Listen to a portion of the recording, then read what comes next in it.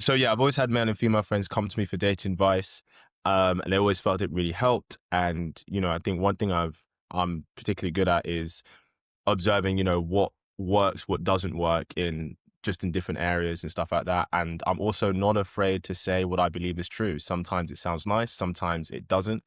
Um, but ultimately, we have to know what we're doing in order to get what we want. And then I just started putting videos out on YouTube for fun. And then I started getting a lot of traction from that, and people started messaging me saying like, "Hey, I love your content. I'd really love some help in this." And that's when I started coaching people officially. And yeah, now I have a full on online business with it now. Do you feel that a lot of people really struggle with the truth, Kit?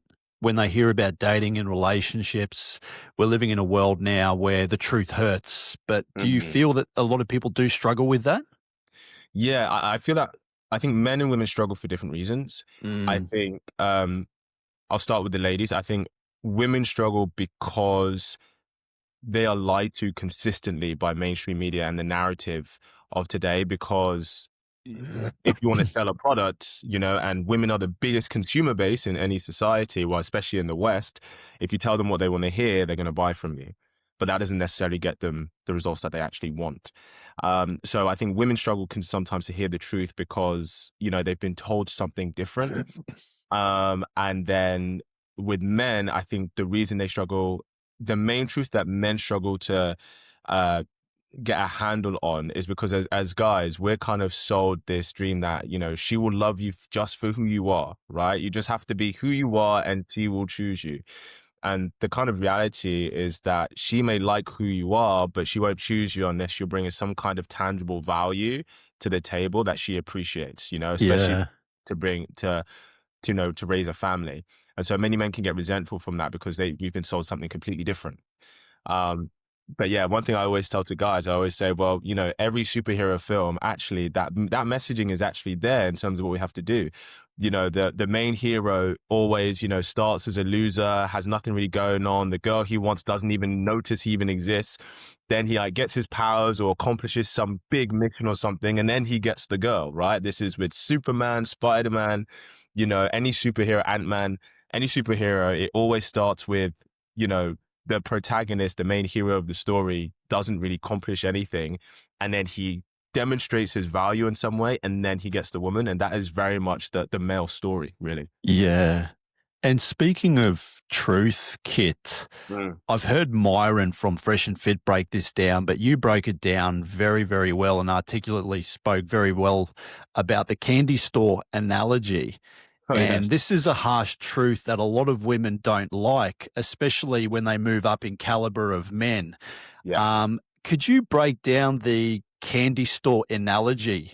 Yeah, sure. So yeah, as you said, just a disclaimer, this isn't my analogy, but yes, this very much happens. So the candy store analogy is, imagine there's a candy store and, as a woman, you're let into that candy store the moment you turn 18, right?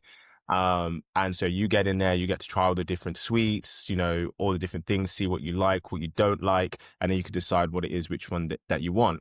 However, the men aren't let into that candy store until they're 30 plus years of age. They've saved up maybe 50 to 100K in their bank account, and they've been going to the gym consistently for, let's say, 3 or 4 years, right? Working on their body. So by the time the men are let in, right? And the men who actually qualify, which just by those three metrics is going to be less than 15% of men, less than 10% of men. The men who qualify, they get in there and they go crazy, right? Now they're trying all different sweets like the Haribo, the Laffy Taffy, the Jaffa cakes, and they're, enjoying the variety because, they've only earned their way in there just now. Now, of course, the women that have been in there, they've been in there for the past 15 plus years. So they're like saying, hey guys, like chill out, it's just sweets. Why do you have to go and try everything? And it's because they don't, realize that the men who actually qualified, they had to work their ass off to get to a point that they had a level of optionality with the sweets that they want. And so that metaphor is really referring to a man's level of optionality and abundance within the sexual, dating marketplace.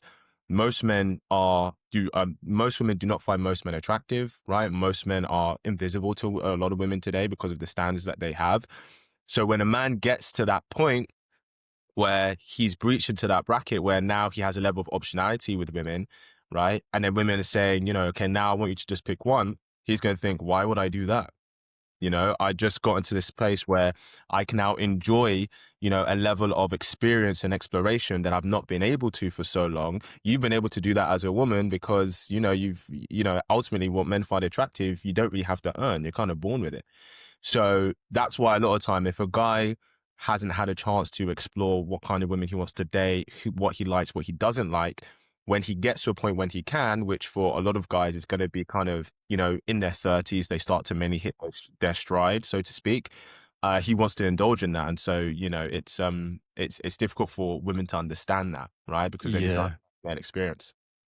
And it's interesting too, Kit. I've got Rollo Tomasi coming on the podcast in the next few weeks. Nice. And, Rollo is considered like one of the godfathers in the red pill space. Yeah. And I've heard him talk about sexual market value. Mm-hmm. And this is something that I think a lot of men don't really understand. Because the paradigm switches, doesn't it? So when a woman's 18, she's getting approached by, and if she's a very attractive woman, she's getting approached by a lot of men on Instagram. She's getting, hit up by people, A-list celebrities. Like an 18-year-old man just doesn't get that level of attention. It's not until he gets into, I think it's around 36, I think Rollo was saying, is when a man should have, acquired yet a number of assets. He's built his value up, whether it's his physicality. But it's that uncomfortable reality that women are born with inherent value and men have to create that value. Do you think women really understand the groundwork that's required to be attractive in the first place? Because I think a lot of women don't really understand, how people say, you wait for the finish line. You see the guy at the finish line, the end product. They don't see all the shit, all the hard lessons that he's had to overcome to get to where he is. But do you think a lot of women don't understand the amount of work that's required to be attractive? Yeah, honestly, no. And mainly because they've never had to. Women haven't really had to, historically, they've not had to understand the journey of a man for him to become attractive, because she doesn't need to understand him to get him, really, right? But now we live in a day and age where, unless because of the level of abundance that people can have, and especially if you're an attractive man, where you can choose what you want, women only begin to look to understand men once they're starting to settle down and they're not really happy with the options that they have. As men, we have to understand women, period. Otherwise, we just won't get any opportunity and we won't That's right. women we want. So generally speaking, women don't understand the journey of men because they don't have to, right? Until they aren't getting what they want, and then they become more open, and that's when a lot of the time they start to hear and more understand these hard truths. But even then, because a lot of women's because they only notice the guys they want to date, right? Or the guys they do date. So for a lot of women, they think, oh, so many guys, they all have so many options, and that's the problem with dating. And it's like, you don't realize that the guys that you're dating is like 1 in 50 men, right? So the perception of the availability that men have is very skewed because they're only choosing from the men, they're only looking at the men that they actually date or are actually interested in. They don't notice the postman who delivered that Amazon parcel. They don't notice the guy who washed her car. They don't notice the guy walking down the street, the guy who got coffee in front of her, at Starbucks. They don't notice those guys, right? This is why I always ask women, I always ask this question. And this question I always ask on my podcast when they're starting to believe what the landscape is. And I always ask them, out of 50 random guys that you see every day, old, young, fat, slim, all colors, creeds, and different backgrounds, how many of them would you look at that you go, yeah, I like the look of vibe of you enough that I go on a date with you? Most of them say less than 5. Less than 5. And so I always articulate, okay, but the same 5 guys you would give a chance are the same 5 guys she would give a chance, she would give a chance, she would give a chance. Which is why you get a very small percentage of men who get the majority of opportunity. And that's when the clock starts ticking, because they're like, yeah, I mean, I didn't even notice the guy. I didn't even notice my Uber driver who dropped me off here today. Do you know what I mean? So Yeah, you're right. And you use that word invisible. And a lot of men too, as well, Kit, they become enraged, they become angry and bitter. yeah. But There, do you think women really understand, what is going on in the world right now? Do they understand that there's a switch? Our great grandparents didn't have this problem. With all the women that you're working with, are women starting to understand what's happening, or are they still oblivious? Definitely with definitely with the women I'm working with, they because kind of what I teach them and show them how to apply is not only understand, okay, what is kind of man you want looking for, but also how to get that real commitment from him. What is it that men look for in a woman to invest seriously? And so it is kind of a bit of an epiphany moment for a lot of women Mm. I work with, but that's why they get the really great results. I had this recently I posted this 2 weeks ago. One of my clients, she's 63 years old, and I worked with her. She attracted a high quality guy and a real man. Wow. Do you know what I mean? Now, of course, she Wow. took it after herself. So, you do have to, the older you get as a woman, the more important it is that you really have to know what you're doing. And in order to know what you're doing, you have to understand men. So, it is possible, but a lot of the time, and I'm just speaking very frankly, for a woman to get to that point, she has to be able to put her pride aside. And one thing I always say, you can have your ego or you can have what you want, but you cannot have both. Yeah. Right. And uh, I'm not sort of suggesting, or people are waving the victimhood points here, but Mm. from the dating world, and I'm not talking from a biological perspective because I think women have it challenging in that sense, but when I'm talking about relationships and dating, out of the sexes, who's having a more difficult time in the dating world? Good question. I think men are having it harder. Men are having it harder because women's standards have gone up because, we understand, and Rollo will talk about this, women are hypergamous by nature, right? Which means anyone who's watching, that means that, you want a man who's on your level or above in terms of economic standing, confidence, intelligence, experience, leadership capabilities. And so, as of course, women have gotten equality, which they should have, of course, and been able to elevate themselves, their standards haven't adjusted with that elevation. So, Yep. as a woman, the higher you go up in yourself in life, economically speaking, the higher level it is for the guys you feel actually qualify, right? So because of that, this is why most men are invisible to most women because, when you give people equal opportunity, yeah, some people are going to rise up, some people are going to stay in the middle, some people are going to bottom. That's with men and women. But so because of that, a lot of men aren't even seen. Now, women do have their struggles as well. In terms of really, it's about getting commitment from the man that they want. It is Yeah. way harder as a woman to get serious commitment from a desirable guy. Like you really have to be something exceptional in terms of how you show up for him or how you are as a woman, or if not both, right? However, what I do say is that because most women don't really understand, it's a lot easier to get commitment as a woman, right? If you're willing to learn, right? Yes. But I think, men will both have a struggle. I think men have it harder though. Men do have. Yeah. Did you ever hear about the story about Nora Vincent, Kit? Do you know who Nora Vincent was? Is she the one who presented as a man for a little bit? Yeah, yeah. Yeah, so And she was a radical feminist, and yes, she disguised herself as a man for about 18 months to or a year or 2 years, sorry. yeah, And she couldn't believe the backlash that she got, when she was a man, and how she was treated differently as a man. And yeah, it goes back to that famous quote, what Chris Rock said. He famously said, "Only women, children, and dogs are loved unconditionally. A man is only loved on the condition he can provide something." yeah. And it's fucking hard. I really do feel for the average man. Our great grandparents didn't have this problem. Mhm. Why have women's standards just gone up? Is it because that more women are attending university and college? Is that the reason why? Yeah, I think there's two components. So one, because of course, women gaining, opportunity and equity to build their own value, which they absolutely should, but Yeah. also because of technology and access. So for example, there's a very small town here in England called Norfolk, right? The girl from Norfolk back in the day, she would only have access or exposure to the men in her village, right? So she would choose from the man in her town or in her small village.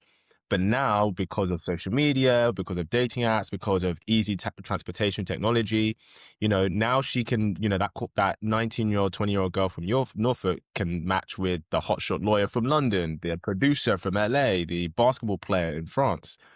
And so then what happens is she's then looking at her male counterpart in her class, this other 21-year-old, right, who's just accrued a bunch of student debt, still lives at home with his parents, and the best he can do is take her to Nando's.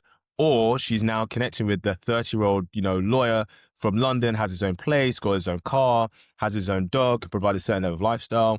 If she doesn't have any emotional investment to either of them, and you put them side by side, who is she going to give an opportunity to? Do you know what I mean? Yeah. So it's because of the access that people have. We live in and I think even Rolo, he might have said this as well, but we live in a globalized dating market now, not Yeah. localized. So, as guys, you're not competing with your neighbor and the guys in your school. You're competing with James, who's got the podcast. You're competing with, Fresh and Fit. You're competing with, the actor who's starring in Emmerdale. Do you know what I mean? You're Yeah. competing with everyone.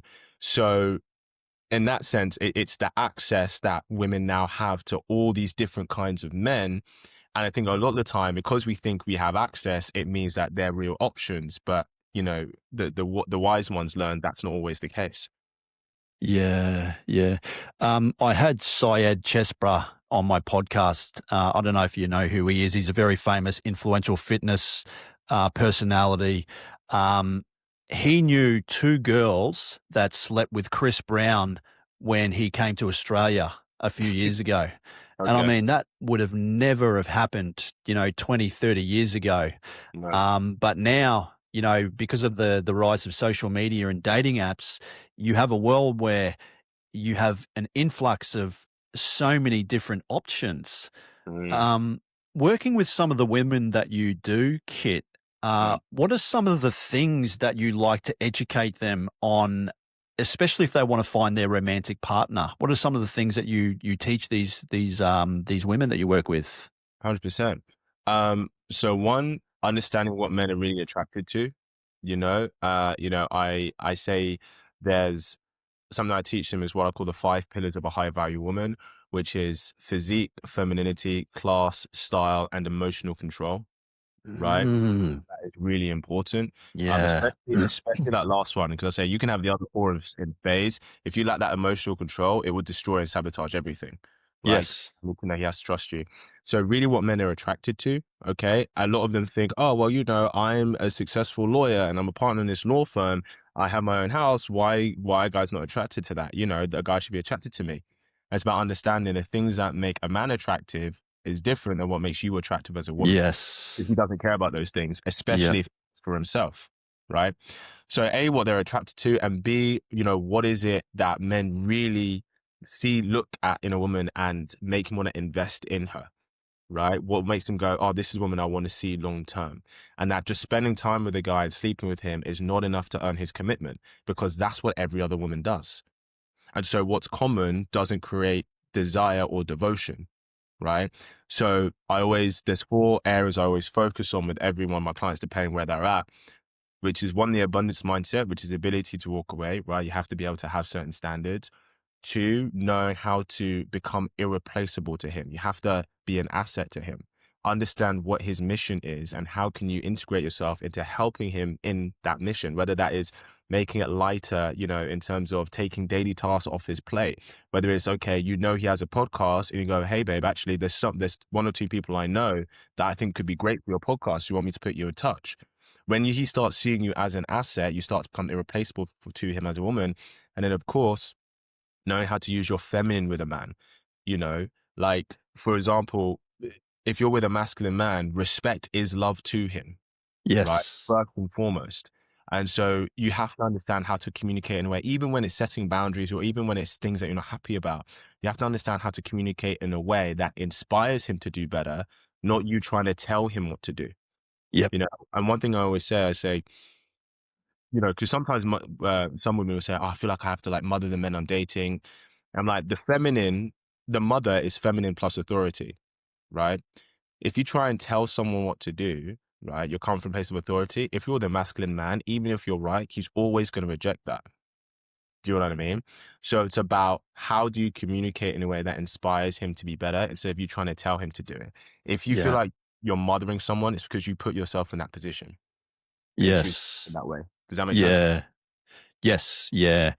A lot of women too, Kit, they really struggle or worry about helping a man on his mission, that when he does become successful, he'll cheat on her, leave her. I Mm, speak to a lot of guys who are very, very ambitious, and all they want is a woman that's like a ride or die. And this is something that I think a lot of men would agree that yeah, if they had a woman that helped him from the ground up through all the fucking shit, all the hard, arduous, difficult moments to get to the other side, no way would any of those men just leave that woman. yeah. But do you think a lot of women have this idea or opinion that the guy will leave them if they help them on their mission? Yeah, it's definitely a concern that they have, right? And Yeah. I understand it's a valid concern what we see in terms of like if we just take a look at, Leonardo DiCaprio, he Mm, changes girlfriends every time they reach he 25. does. Yeah. Um, but here's the thing one that I explain to women, men are typically associated with canines, as in dogs, and women are more associated with felines. Canines are very loyal by nature, right? Men are very loyal by nature in terms of their investment in you, in terms of them looking to look after you. What really determines whether a guy will leave a woman when he makes it or not is based on how much are you an asset on his journey, right? If he looks at you and says, wow, I part of the reason I was successful is because you helped me and you supported me, he will want to reward you with all the benefits he has from his success. If he looks at you and saying, I became successful in spite of you, that's when he's going to leave. Yeah. So, so it's really about one is about understanding that, because men, we really recognize the value a woman brings when she knows how to be an asset, right? Especially because, arguably nowadays, because I talk to a lot of guys in my circles are, these attractive, successful men. It can be really hard to find a woman that they genuinely feel is an asset that is worth committing to long term.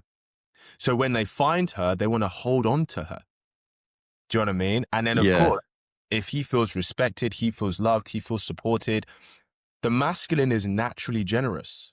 We are naturally generous by nature. And I don't mean to sound crude, but it's even in our biology and, in terms of when sleeping with the opposite sex, with women, there's one egg. But as guys, when we finish, we don't give her just one sperm, not five, not 10, millions, right? The Yeah. masculine is naturally generous when inspired by the feminine. And so really it's about, one thing that I teach my ladies and when they start applying this, guys start showing up for them in ways they've never had before, right? Yeah. And the proof is in the pudding. It's about how can you be an asset to him and use your feminine to inspire him to become a better man? We hear, very happy marriages where a man says, she inspired me to become a better man. If you're Mm, that woman, you have him forever, yes. you know? Yeah. According to StatsKit, women initiate 70 to 80% of divorces, and I think this is in the US. Yeah. Women overwhelmingly end breakups.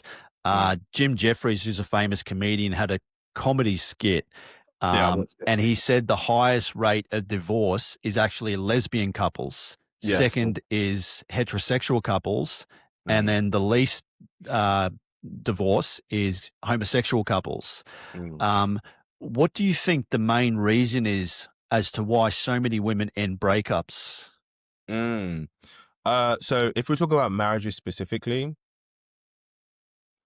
romanticism came into our psyche as a civilization maybe about 200-300 years ago, right? Through like Shakespeare stories, different stories, stuff like that. There's this narrative that marriage is there to make us happy, and it's not. Mhm. Marriage is there to serve a purpose for building a family, right? It's about commitment, it's about duty. And, at least the narrative we see, I think a lot of women think that, and it's not their fault because they're sold these romantic films and rom-coms, so it's not their fault in terms of what they're sold, right? But a lot of them don't see marriage as a duty for life, because the irony is that the happiest marriages or the happiest heterosexual marriages are arranged marriages, but that's because they Yes. understand that marriage is about commitment and duty. It's not about happiness. It's not even about love. And no, don't get me wrong. I'm not saying love shouldn't be in your marriage. It absolutely should, right? But it's about, and this is, I know a lot of guys, maybe I shouldn't disclose this, but I know a lot of guys ask this question, a lot of guys I know ask this question, whether they see a woman as marriage material. They go, would you get a divorce if you were unhappy? And if she says yes, they go, cool, well, I can't marry you. Because, and this isn't always necessarily true. Don't get me wrong. There are valid reasons for divorce, like either infidelity or abuse. Of course, there is valid.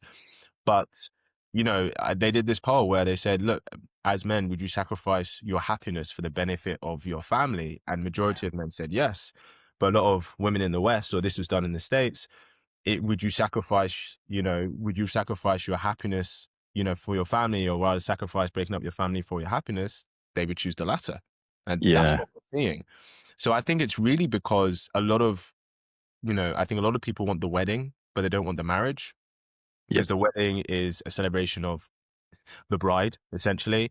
It's a status thing. I got the ring, I got the symbol, but unfortunately, I think we've lost the fact that marriage is about commitment and duty. And I would say, look, if listen, I'm not saying you should stay in a relationship if you're unhappy, but if you would leave in a relationship because you're unhappy, then don't get married, Mm.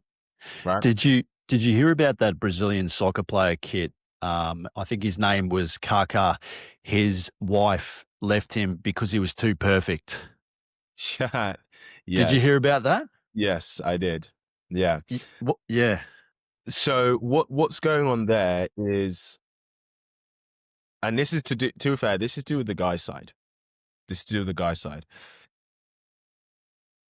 I think a lot of men think there's a difference between being attractive and being arousing. Being attractive is kind of what you are on paper, which is what he is. He ticked every box. I question whether he was arousing, Yeah, that's a good point. because it's really interesting, because we'll see girls will say, I want this kind of guy, and a guy, he literally ticks every box and he shows up in a nice way, but she still has this insatiable desire for that bad boy. And it's because he is super arousing for her. And so I think as men, part of us learning how to have a long-lasting relationship with a woman is, yes, we have to be attractive, but we have to be arousing. Part of being arousing is knowing how to tell her no. Women will never say this, and the irony is, a lot of women will be like, I don't want my man to tell me no, right? And this is why I'm saying that, I had a conversation with one of my cousins recently. A lot of the time, women don't even understand their own desires. They don't understand why this guy is being perfect for me, but I'm just bored by him, and this guy's not giving me anything, and I really want to, jump on him and be with him.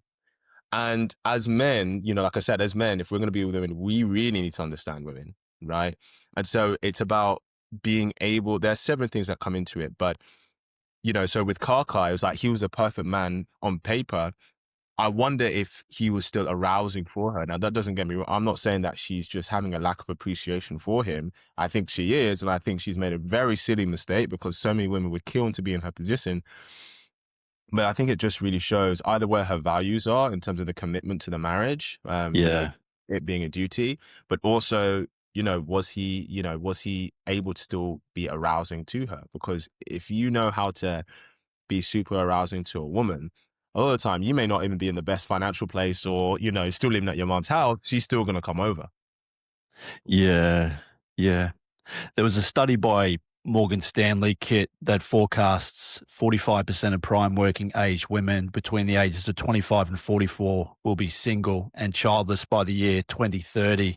And they're so certain of this. They did this research on Morgan Stanley so that their investors would know what to invest in, like, box wine and cat toys. But Right. that's only for women, mate. For Yeah. men, it's much, much worse. Non-partnered childless men in society tends to be the most unstable. Men who don't have a reason to behave will commit violent crimes, have a Yeah. lack of purpose, and be unable to contribute meaningfully to society. And this is a bit of a worry, because if they are suggesting that by 2030, almost half of women will be single and childless, and also men non-partnered men tend to be very unstable. What do you think the future lies for a society? Mm, good question. I think it's going to get worse before it gets better, but I do think it's going to get better, and I'll tell you why. The pendulum is starting to swing the other way. Yes. Some women are starting to wake up, and some men are starting to wake up, but especially a lot of women. We've, over the past few decades, it's everything has moved in a very, uh, well, I'll say like liberal, left wing, kind of non-committal, non-value, like low investment, low value in regards to sex and relationships, right? And I think while it was a great show, I think Sex and the City didn't actually help women a lot because it kind of promoted this single city girl lifestyle that you can be happy that way. But what a lot of women are finding is that actually connection is really important, and connection is Yeah. important for men. As we get older, right, the relationships we have in our lives become more important. That's for men and for women, regardless of how much you're making or, you know, where you're at. So I think the pendulum is starting to move the other way because a lot of women are asking questions like, why do guys not want to date anymore? Why they're not committing anymore? They're asking, you know, what is it that do I need to start showing up differently to start getting that? Because the reality is there are some women who always attract the man in relationship they want, and there are a lot of women who don't. And the only difference is these women know what they're doing, right? Yeah. And it's the same with guys, right? So I think it is going to get worse, but I think it is going to get better. I don't think it's just a downhill from here because generally speaking, you know, as human beings, you know, the pendulum always swings to left to right, and you know, things tend to balance themselves out. So I'm not. I don't think it's this kind of black pill. You know, everyone's just gonna be single, and we're going to turn into an anarchy. You know, like the purge Yeah. at some point. But I think there's still some growing pains to be done before things Mm. get better. Yeah. Another worry too, Kit, is we've got a declining birth rate. Mhm. Most countries are below replacement. People are saying Korea's fucked. They have the lowest birth rate in the world. Yeah. Um, and it's kind of like a apocalyptic sort of movie? Are we going to see, very few people to uphold society, infrastructure just collapsing, roads becoming all dilapidated and buildings torn down? This is kind of the world that we're leaning in, It's kind of scary to think of population collapse as a silent, problem. Yeah. When you speak to your female clients, Kit, do you really sort of impress upon the idea of if you do want children, you need to sort of take that into consideration early because women, unfortunately, only have a finite amount of time, Right. have this fertility window. Do you talk to your clients about that? I definitely do, depending what age they're at and what they're looking for. So, just so you know, I've got over 43, you know, clients at the moment that I'm working with actively, and the youngest is 23, the oldest is 63, who I just told you about. So, for the ladies who do want family and children, so they're kind of, you know, under the age of 35, this is definitely a conversation we have. You know, especially for women that are in their 20s, I say, you know, I just have that conversation with, look, if you're saying, okay, I want to be married with a child by, let's say, age 35, right? If we work backwards, well, if you have your child at 35, you got pregnant at 34. You got pregnant at 34, you probably started trying when you were 33, right? And we want to assume that you're married at this point. If you're married at 33, you probably got engaged when you were 31, right? Now, most guys generally want to be with a woman between 2 to 4 years before he pops the question. So if you got engaged when you're 31, you kind of met him or established that relationship. We're talking 27, 28, 29. So from meeting the guy to marriage with kids, for the average couple, it's anywhere between a 4 to 7 year process, right? Yes. Now, if a woman is in her, let's say she's in her mid 30s beyond, she still wants a family and kids, right? Then it's really about, you know, a lot of my advice is, okay, you want to, of course, want to find someone who's ready for that as well, on the same page as you. Or a lot of time you're looking to date men who are 6, 7, 8, 9 years your senior. You know, if you're a 36-year-old woman, right, dating guys maybe 44, 45 is probably more in alignment if he's ready to have a family and that's what he wants. Because he's ready to go, okay, cool, we can do this within the next 18 months. Let's go for it. So it's definitely a conversation that I have. Um, and, you know, I kind of, It's interesting because I understand in terms of the guy's perspective, women have a lot of the power early on, kind of unearned. So a lot of guys struggle to have empathy or sympathy for women, which I fully understand. Yeah, But I do have some empathy because women are born with a lot of power, but no one is teaching them how to use it anymore. The only yeah, thing they're getting how to use it is through narrative and media, which is just there to sell you something. So yeah, this is why I definitely do have that conversation. Like, what you want in 5, 10 years time, you need to start making those decisions now. yeah, And that's not even yeah. just relationships, that's also business as well. You're a businessman, you get it. Yes, yeah. Do you think we have a simp problem, Kit? There was an interesting report. The average American in America spent over 2,000 hours playing video games stoned or Right. watching porn on prescription drugs. Mm, Not only that, you have an endless amount of men subscribing to OnlyFans, which isn't really helping. right. Uh, do you think there is a problem with this?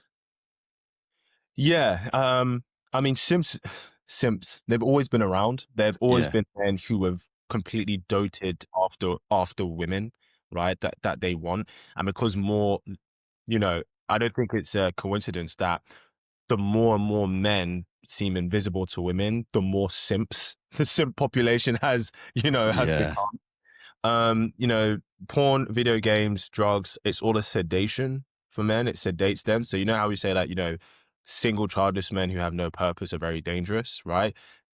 I'm not advocating for these things, but ironically, maybe porn, drugs, and video games are the only thing keeping them from not becoming destructive members of society. yeah, yes, And then in terms of OnlyFans, sex sells. It has always sold.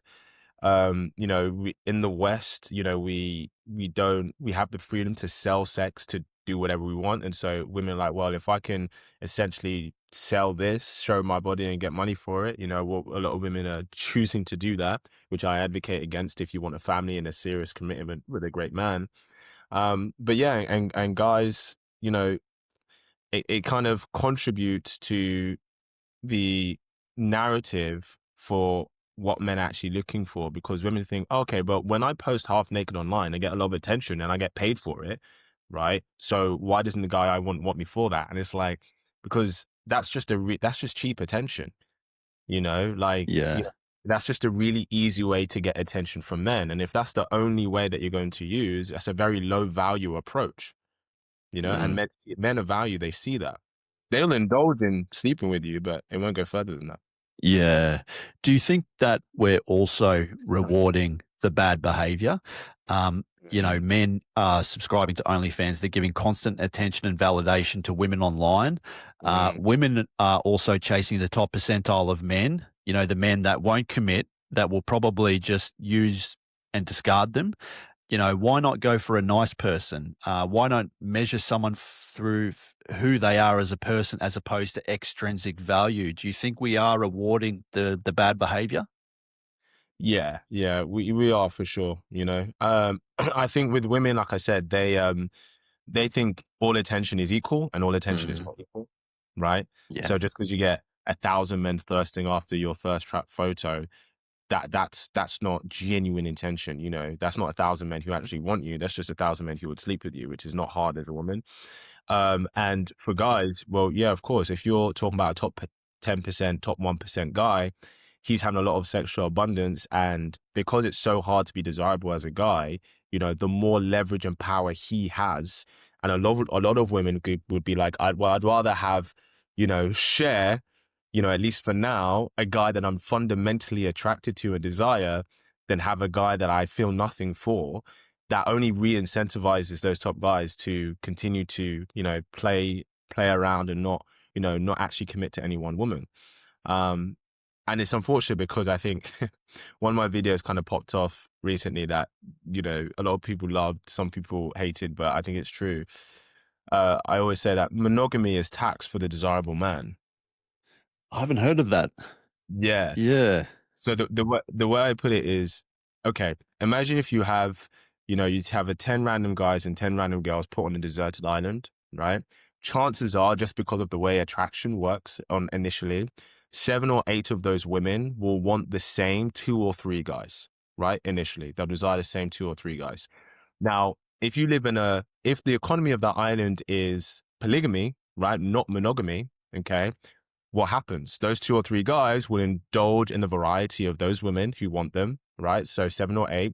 Then you have, 7 guys who have, they're fighting for 2 of the 10 women, right? Most guys get nothing. The women who actually want those guys only get a part of them, so they're not really fulfilled. But those guys, they're living their best lives, right? Mhm. But if you enforce monogamy, what you end up doing is, okay, those top 3 guys, for example, they're forced to choose only one woman, which means they can't indulge in a variety. The women that they don't choose go back to the market of the other guys, and then they all pair up, and then everyone settles down, right? So in this case, and in terms of what the tax is, right, it's sexual access and sexual intimacy. So it's a redistribution of sexual access from the top down, which is exactly what tax is. Tax is a redistribution of wealth from the top down. Yeah. The monogamy is essentially tax for the desirable man. Now, of course, people want to have the freedom to do what they want, and Jordan Peterson said this, which I really like the way he said this. It's like, how do we encourage positive behavior without enforcing it? But it's really difficult because as a man, if you're not looking to settle down, we have this natural inclination to want to enjoy variety. And so if you can, why wouldn't you? Are men to blame with the fuckery going on in the dating world? And what I mean by that is if men stop subscribing to OnlyFans, stop liking Instagram photos, all this shit would go away.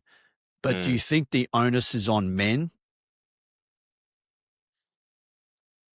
It's I want to say yes, because if we're going to believe that men are and have been, which they have been, the leaders of society, the leaders of their household, right? Then it's kind of on us to make the first step to start moving in the right direction. Yeah. It's on us. We can't say we're these strong masculine men who want to lead, but then we're not going to take responsibility, right? At the same time, women are also agencies of their own future. And here's the thing, I said this: if every woman said tomorrow, I will not sleep with a man unless he's committed to me in a relationship, 99% of their problems would disappear overnight, That's true. Yeah. right? So it's about understanding both people have agency, both men and women have agency. I believe the responsibility to start putting it in the right direction is on us as men, right? If things are going to get done, we have to, get them done. And then we have to have that discipline to, not feed, egotistical women with that attention, right? And not validate behaviors in society that we don't want our women to have. Now, it's really difficult because we as men, there are some women we go, sure, we sleep with casually, and some women we go, we would only commit seriously. That casual side is always going to be there. So I think that, I don't know if that's an unrealistic thing to ask of men, but this is where the women's side come in, being like, you need to be able to recognize a man who's got serious intention with you, not just sexual attention. Mm. So I think that it's on both, but I think we have to make that move first and course correct first. Yeah. And do women really struggle to understand between sexual attention as opposed to relationship attention? Yes, for sure. For sure. A lot of women don't understand the difference. They don't recognize differences in attention. And I think because a lot of women think that men operate the same way they do, right? Yeah. So a lot of women think, for a lot of women, it's like, okay, well, if I would sleep with him, I'd be open to something serious, because women would not ultimately share themselves with a guy they're fundamentally not attracted to or see some kind of value in. Men don't operate the same way. Men will sleep with women that they don't even find attractive, but he's just horny. Do you know what I mean?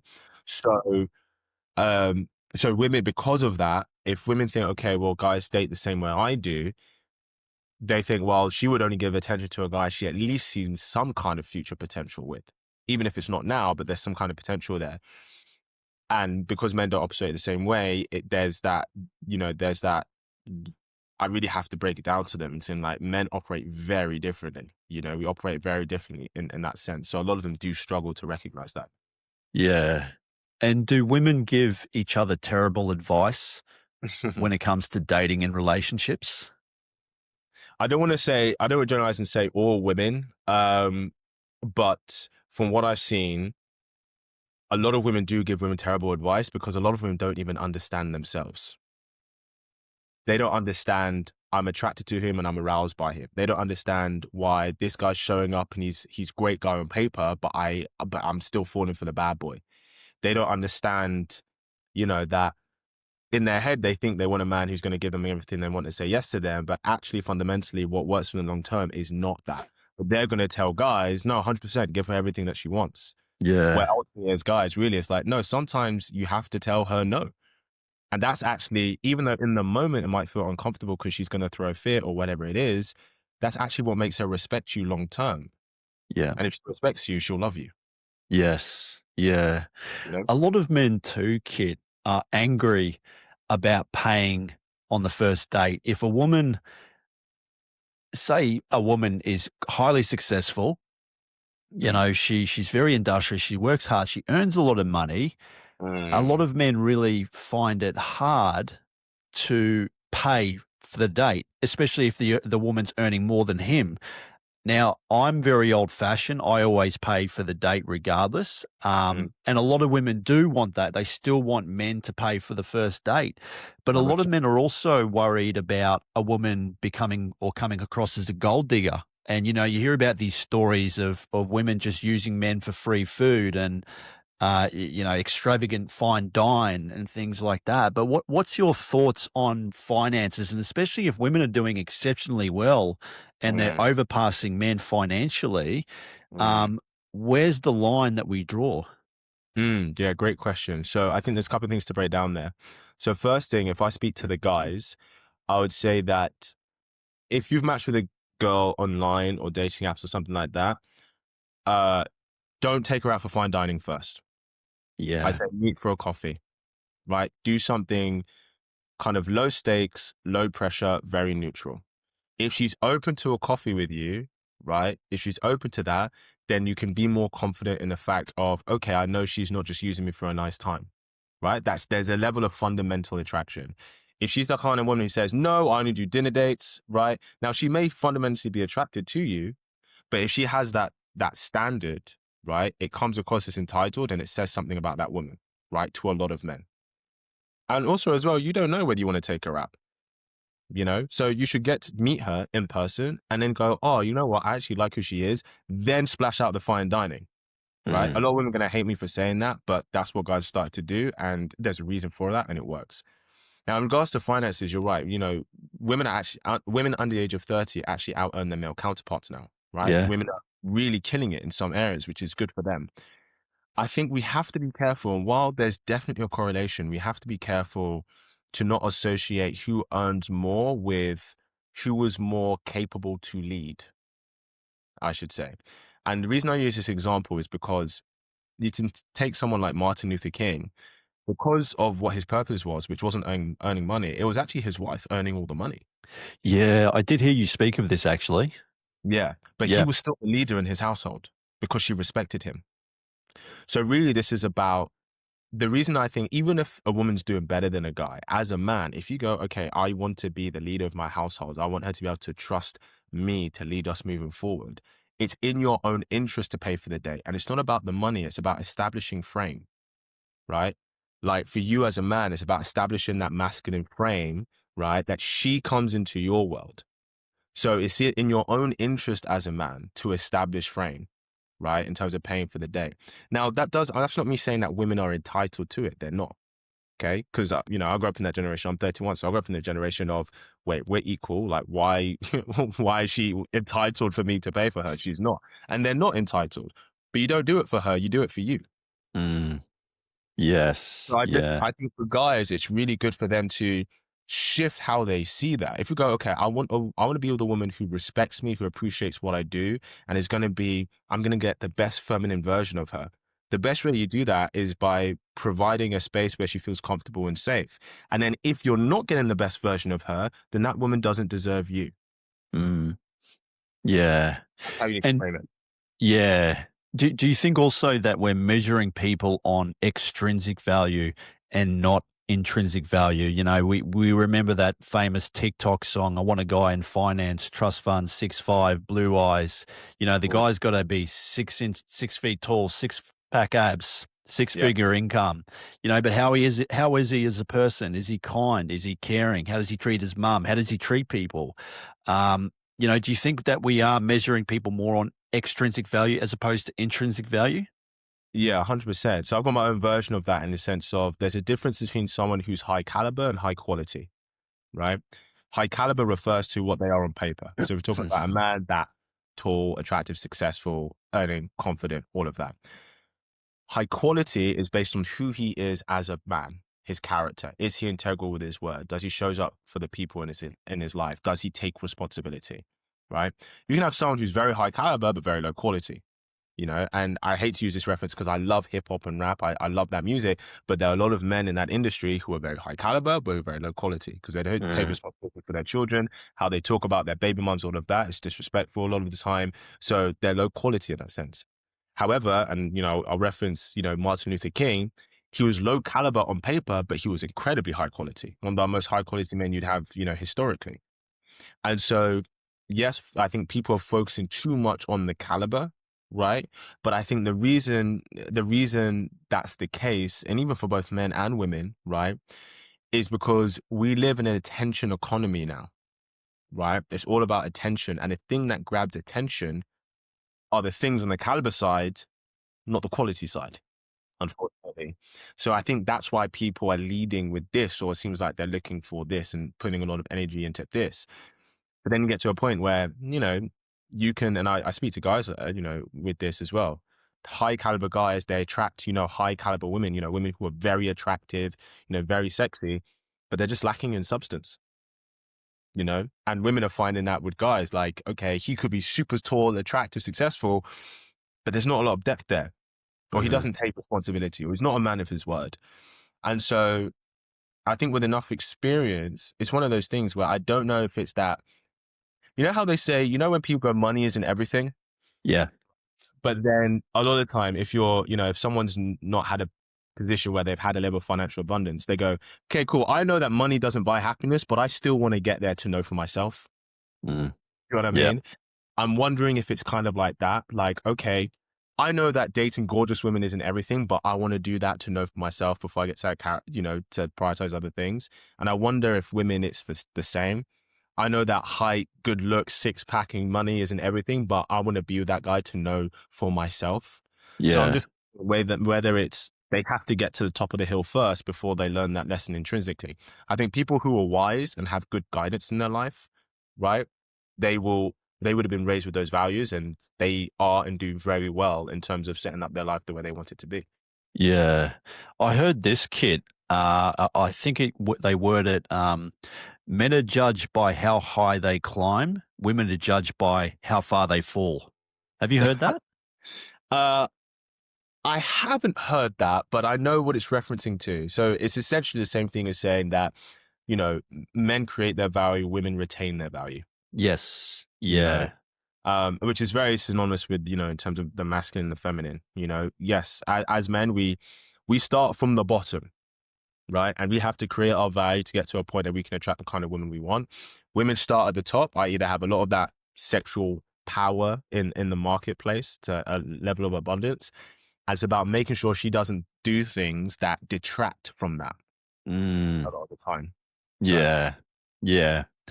Um, Chris Williamson, famous podcaster, he said something interesting. Men have to earn the right to express their emotions. So, in mm, other words, the reason why Brad Pitt can cry on camera is because he's Brad Pitt. He's built his value up. There mm, was a famous story about Chris Bumstead, professional bodybuilder. He reportedly cried in his girlfriend's arms.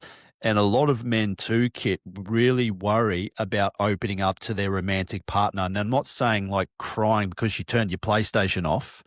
I'm yes. talking about like if it's serious, like there's been a death in the family and he sheds a tear, are you going to leave him? Are you going to use that or weaponize it against him in a future argument? Mm, Do you think women can ever create a safe space for a man to vet? yeah, 100% they can. And I even, this is something I teach the women I work with, to do. Because when you can be that emotional space for a man, he really starts to fall for you because you become his emotional home. So yes, women can, and what I say a lot of guys tend to do is they will test the waters by sharing by something small, something low stakes, and see how she responds to that. And dare I say, it's probably one of the only ways that men are very subtle in terms of establishing whether this is a woman I can be emotionally vulnerable with. I think for guys, the concern is valid, and I want to reassure any guys who's watching or listening, that if you share a level of vulnerability with a woman and she uses it against you or whatever, that's a reflection on her, not you. I know it hurts. I know it sucks. A lot of guys go, "Cool, I'm never doing that again," Yeah. right? But the high quality woman who wants to support you, value you, and respect you, she needs that from you. She needs that from you to be devoted to you, right? I would say one thing though for guys is that it's not about not being vulnerable. It's just not letting your emotions dictate your actions, right? Uh, So it's completely okay. So I'll give you this example. I come from quite a traditional household. I'm Nigerian. We lost my father 3 years ago to cancer. Now everybody was breaking down. I have a very close family, a big family. We're all very close. My siblings, my aunties and uncles. I'm the eldest, right? I'm an eldest of four. Now, though, of course, I was distraught, I was heartbroken, right? Somebody needed to step up and get things done to put things in place, right? I've just been raised that way because that's what my father was, for the family. Do you know what I mean? So even though I was broken, right? And I was upset, but it was about, okay, well, someone needs to do it. And this is my job to do as, the man of the family, especially as the eldest and the eldest son, especially. So did I have a month, after I'd sorted the funeral, still sorting out the assets, all of that stuff, where I literally had a cry to myself every day for a month? I absolutely did. I took that time to mourn, right? But it's about, okay, yes, can you be upset as a man, but can you still do what needs to be done for the benefit of the people around you? And I mm. think that's what women are looking for. Yeah. And I've heard Myron talk about this on Fresh and Fit. Mm. I think I've heard Rolo, he might have talked about this as well. Never, ever show vulnerability to a woman. She'll use it against you, weaponize it against you, even to the point if you shed a tear, you're better off going to your boys and vetting for them. And this is why the suicide rate is so high in men. This is why men kill themselves 8 times higher than women. Yeah. Um, do you think women really have a lot to learn when it comes to, men on how they express emotions? Because as another thing, you clarified that beautifully. Men have to understand women to be able to attract women. But what can women learn about men and how they process emotions? Great question. So one, that she has to be patient with his emotions in terms of it's not just about providing the space the first time. You have to be able to do that consistently. The same way Yeah. men, you have to be patient in terms of when are you ready as a woman to be physically intimate with us, right? You have to be patient when he's ready to be emotionally intimate with you. Um, and it sounds really simple, but when he's having a hard time, like when he's just saying, "Oh, I've had this hard day," or "My boss is on my case," or "This just happened," as a woman, just ask him, "Oh, babe, I'm so sorry. How does that make you feel?" And don't speak for the next 10 minutes. Just listen. Even if he says Yeah. something that you think, okay, maybe that's not factually correct, or maybe I've done something different. It's just there for you to listen to how he's feeling. Mm, Right. And I think it's interesting because women will do that for each other, but they don't do that for the man that they want. And they think, that's oh, I'm going to do interesting. that because I'm going to do that for my friend because she's a woman. I understand she's a woman. I'm empathetic. We have the same kind of emotional standards. But women see men completely differently. I had one of my clients when we started working together. She said, "Yeah, I saw this advice on TikTok. Never ask, how a man feels." I was like, "That's the worst advice in the world." I was like, "Whoever that is, never listen to them." Right? And irony, she was in a situation with a guy that she wanted to become serious. I said, okay, next time he says this or does this, just ask him, yeah, how did that make you feel? And just say nothing for the next 5, 10 minutes. And when she did, he started to invest in her seriously. Wow. It's Yeah. really simple. That's So interesting. Yeah. I mean, I think one thing I would say with guys, Roland and Myron saying never be vulnerable with a woman, etc. I completely disagree with that advice. I'd say what I would say is that there's nothing wrong being vulnerable with her, but don't go to her with your problems. Go to your boys with your problems, you Yeah, know, because a lot of the time as men, we understand the male experience more. I'm not yeah, saying you can't go to her with any kind of problem to do with you guys or the household, obviously. But if, for example, you're struggling with this cliche one, like, okay, you're worried about being let go of your job, you don't know what's going to happen, etc., right? Go to your close guy friends because a lot of the time they'll understand the pressure you feel as a man, yeah, and we're very solution orientated, so we'll try and find solutions to help. Do you know what I mean? yeah, And the reason I say that, someone may disagree with me, is because deep down, a lot of women do want to be with a man they feel is a rock. Do you know what I mean? That doesn't mean that, okay, hard times can't fall on him. But I think in terms of going, don't go to her with your problems, but being vulnerable with her, no, that's a beautiful thing. If you can find a woman to do that, hold on to her. yeah. What about crying, Kit? You know, is it safe for a man to shed a tear in front of a woman? And I wonder about our World War II veterans and Mm. how they would have handled, you know, coming back from war. They would have been traumatized and having night terrors and screaming in the middle of the night. I wonder how those women would have been able to help their men through those difficult times. Yeah, good question. I think generally speaking, how men and women process emotions is different. When a woman's going through a very difficult time, emotional turmoil or something, she'll go to her girlfriends and she'll like, okay, Lucy, come here. Susan, come here. Jessica, come here. We're going to sit with this and we're going to figure this out together. Whereas men, we tend to reclude from the world. We want to Mm, sit with it, understand what we're feeling, how we're feeling, and then we can share that. And I think how a woman can support a man is just giving him the space to do that. So, as a guy, I would never say, never cry or anything. But I think, and maybe this is toxic, but like, for example, if I think about my dad, I never once saw him cry. We went through certain heartbreaks in our lives, but I know for sure he would have had time for himself to mourn. yeah, That's just been my example. And I think maybe that's a good remedy for guys where you can still get it out and process it for yourself and just ask your woman, hey, I just need some time for me, yeah, you know?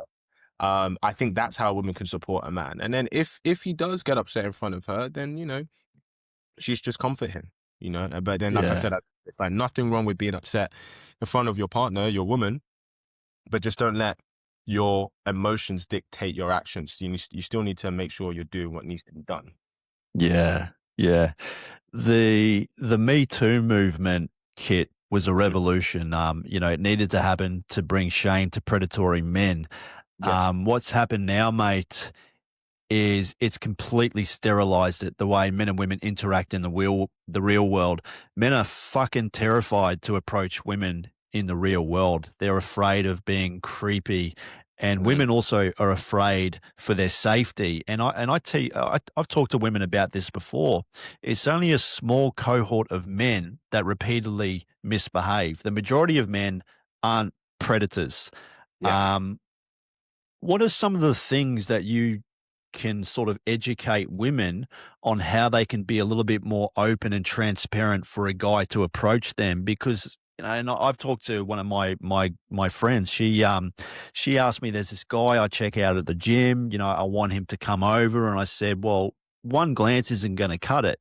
You need No. to have a little bit more golden retriever vibes. Guys, you have to kind of dumb it down a little bit for us. But what are some things that you can suggest to women, to try and get a guy to come up and approach them?" Yeah, 100%. So I have different approaches based on the environment, but the principle is the same. Mm, And one thing I say is the masculine pursues, but the feminine invites. So because of what's happening with the hashtag #MeToo, women need to get much better at knowing how to invite a guy to pursue an approach. So one way that I teach on my clients, which very much works, right? If you see a guy, look, smile, and wave. That is really simple, right? For a lot of women to think, oh, I'm doing too much. What feels too much for you is exactly enough for him, yep. right? women pick up on subtle cues, subtle signals. Men, we're a lot more direct. We don't always pick up on those subtle things. So you need to speak to him in his language, right? When you look at a man, when you smile at him, okay, so you're giving that warm energy and then you wave at him just saying, hi, I notice you. Do you know what I mean?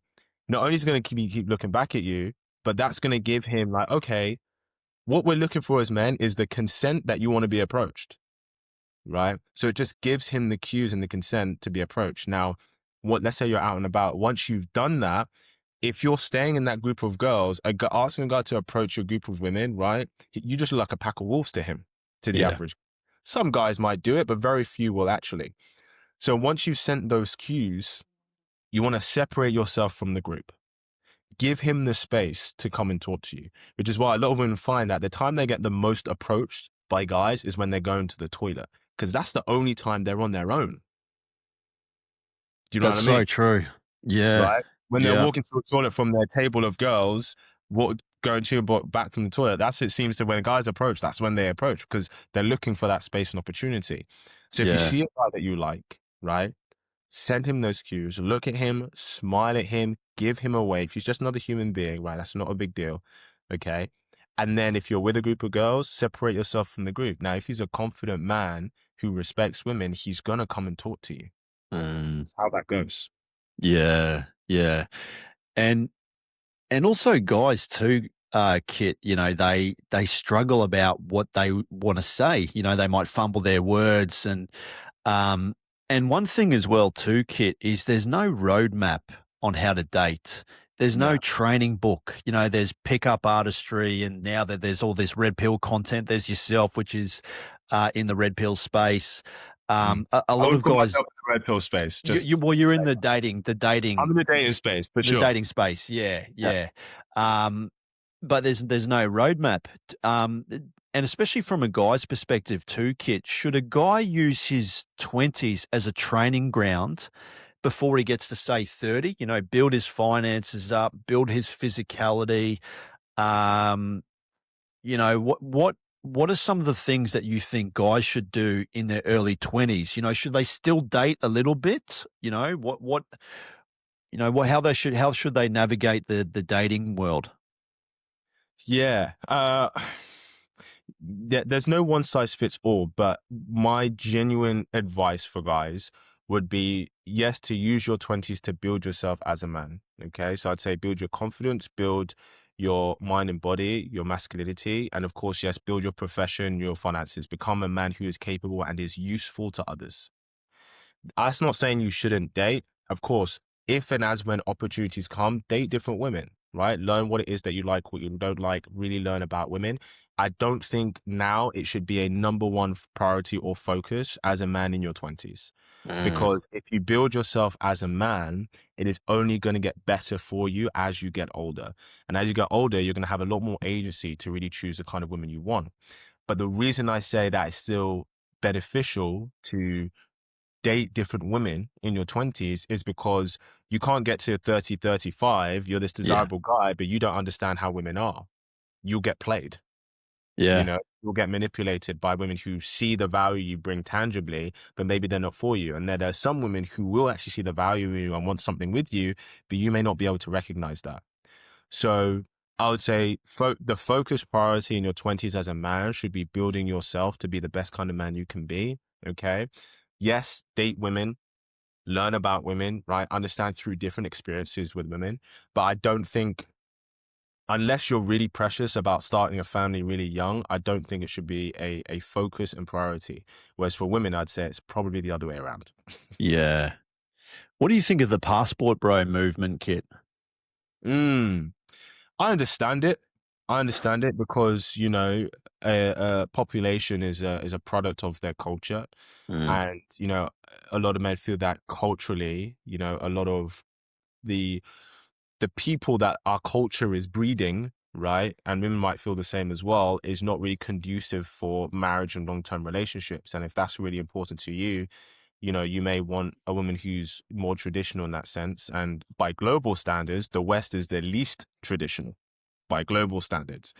So I understand why, in terms of if finding a wife is important. Um, I mean, I would say, I think what I would say is that if you can build yourself and learn how to be desirable in the West, you're going to be desirable everywhere. Mm, Because in comparison, I might get some heat for this, but apart from maybe like places like Dubai, Kuwait, those kind of countries, in comparison, like the competition elsewhere is nowhere near as high compared it is to the West, especially yeah, major cities, like LA, New York, London, Sydney, Melbourne. So if you can learn to be at least somewhat desirable in that kind of environment, you're gonna kill it abroad, you know? However, look, if you're saying as a man, if you're just like, hey, look, I don't really find the kind of women I'm looking for because of the culture and values, and you go somewhere that does, then, fair enough. You're taking agency of your own love life. I'm not gonna say not do that. yeah. You hear about women having an epiphany phase. It's usually in their mid-30s.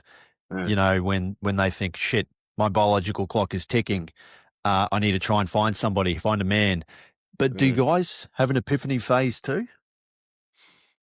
It's a good question. Y- yes, but I think it comes a lot earlier. Yeah, yeah, I think part of the epiphany phase for women is, yes, their biological clock, but especially what that epiphany phase is realizing that A, maybe they don't have as much sexual pull on the marketplace, but also B, that they're now competing with younger women, right? yeah, As men, we realize we're competing with older, more established, more successful, confident, attractive men when we're young. you know, yeah, we realize 19, 20, 21. We're like, I really love Cassandra. She's like really attractive and stuff. She's like 22, I'm 22. Maybe I could ask her out, maybe get some ice cream after class. And then you see her pull into a BMW M4 competition with this incredible producer. And you're like, oh crap, that's my competition. I thought my competition was just the boys in this class. yeah. So I think men have that epiphany young, Earlier. yeah, Yeah. and women Yeah, have it older. yeah, that does make a lot of sense. Yeah, and a lot of guys are angry about that kit. They're angry. The term Hoflation. Do you know what the term Hoflation is? Yes, but can you define it so we're definitely talking about the same thing? Yeah, so guys are angry about having to work 100 times harder than our great grandparents had to. The standards are going up, the demands are going up. Um, it's just incredibly difficult. And not only that, too, you're also unpacking past baggage or trauma. That's Mm. another thing. Emotional attachments, attachment styles. But a lot of guys are very angry and fed up about and I'm not saying all women, but some women do have delusional standards. You got to be 6 feet tall and make this amount of money. Um, they're angry about it. But do you talk to some of these men about, what's happening with regards to standards? Yes, I do. And I think we have to be careful because that's really not all women, and it's not even the majority of women. It's Mm, just what we hear the most. Bad news makes news. that's true. Yeah. Yeah. So I think, and it's the same with women with guys, right?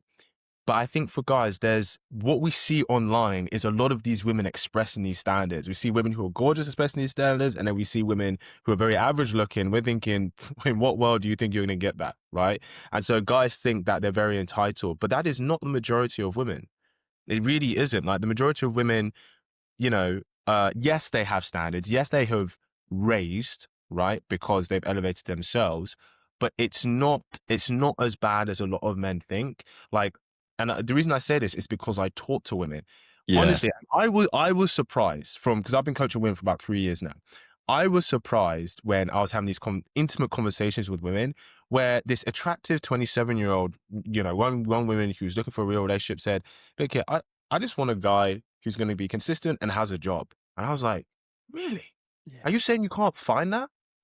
And she's like, yeah. It's like she can, but it seems for a lot of women, there seems to be the guys who have everything and the guys who just have nothing going for them. There seems to be like a big disparity. If you're a guy, if you work on your fitness, right? If you have a stable, you have stability, you don't have to be earning a lot of money. You just have stability, right? And you could just be consistent in terms of be confident with a woman. Of course, knowing what her attracts her, what arouse her. But if you could do that, you can get a girlfriend, man. Like Yeah. you can. But I think because we're all online now, 90% of what we see women say or what gets views is he's got to be tall, blonde, 6 foot, finance, bro. Are there some women who have those standards? Yes, for sure. Are there some women who have their standards and we would think is unjustifiably so? For sure. Right. Mm. But it's a much smaller percentage than we realize because when we see things, for example, when we see like, a girl's in the gym and a guy's creeping on her, some of them exasperate, but a guy's creeping on her, those videos make views. You and I both know that is not 90% of men. Most guys are No. just minding their own business. They might look, but they're not creeping, you Yeah, know? that's right. It's the same thing. Yeah. And would it depend on where you live? So I can imagine that if you lived in a place like Miami where, Myron and Fresh and Fit, Mm, because a lot of people make money in that area, mm. would depend on the location on where you live? Yeah. I think we'd be naive to say that your environment isn't going to dictate a lot of your experience. Yeah. And yeah, I'll be honest, I've always found this, because I live in London, right? And I've traveled I actually used to live in Sydney, actually. Oh, I wow. to, LA, New York, a lot of these major cities, Singapore and stuff, as well as outside major cities.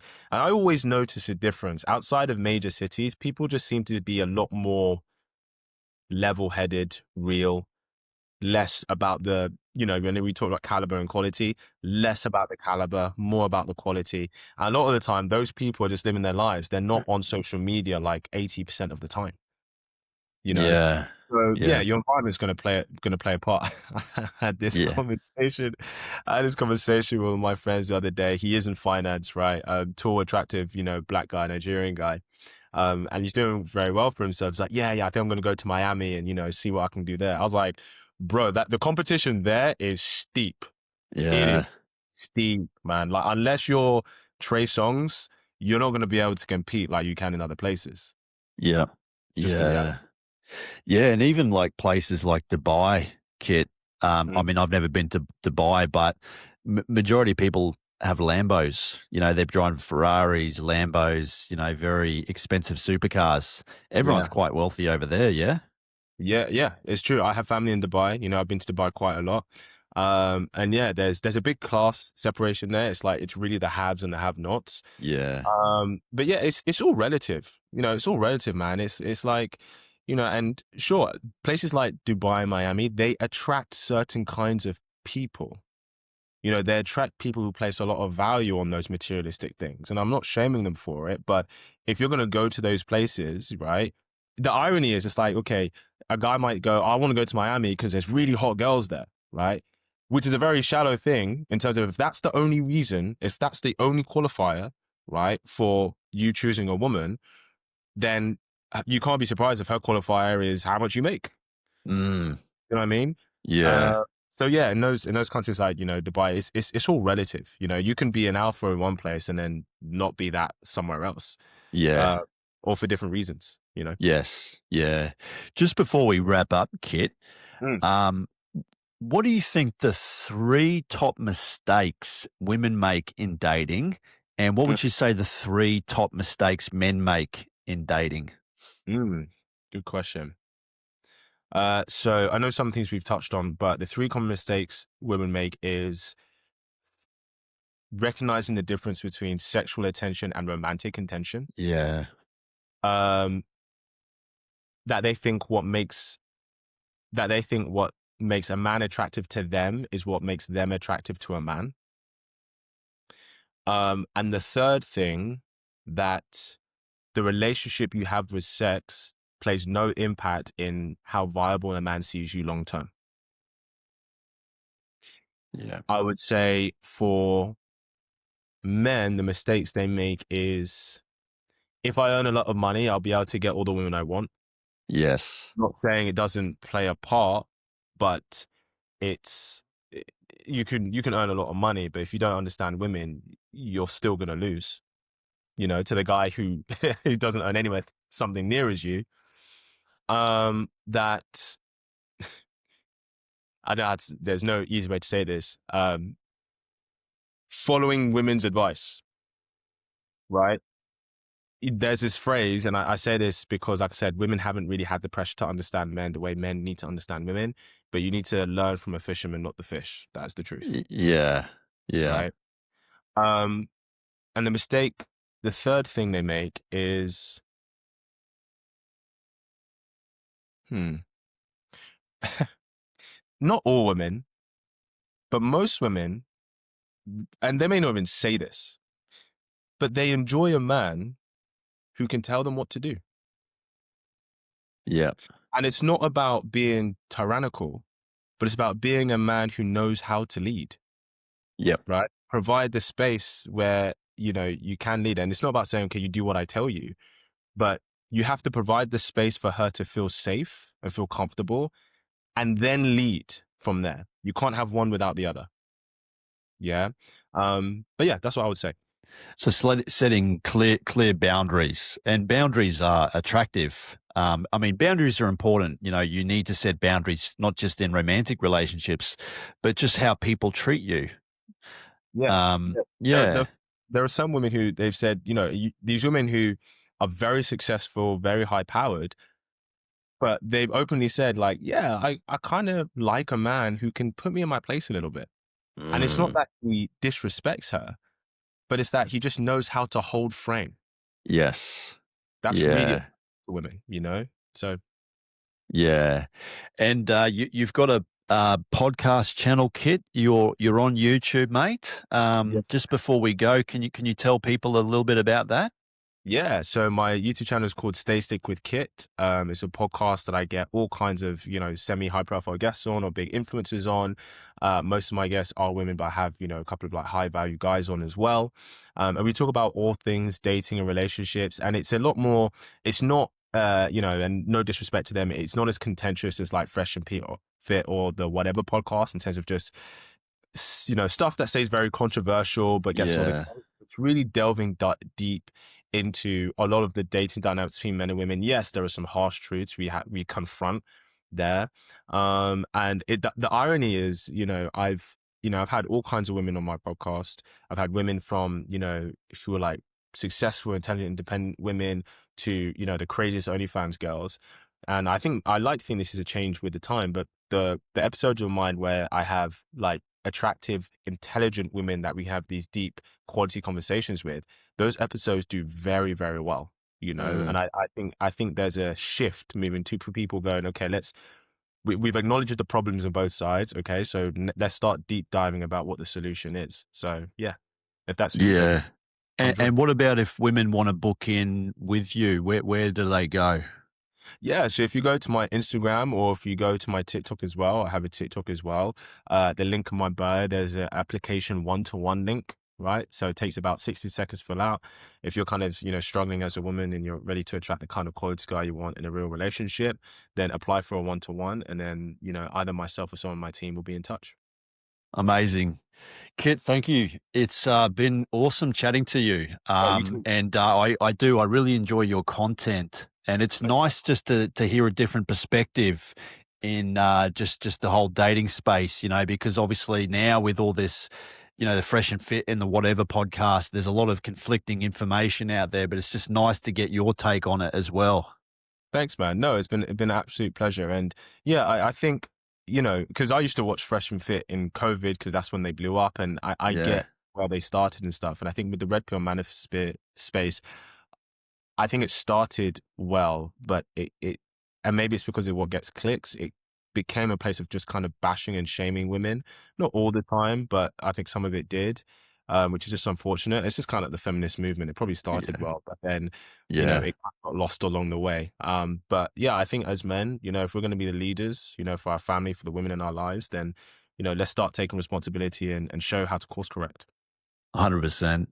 Awesome. Thanks very much, Kit. My pleasure, bro. Pleasure to speak to you.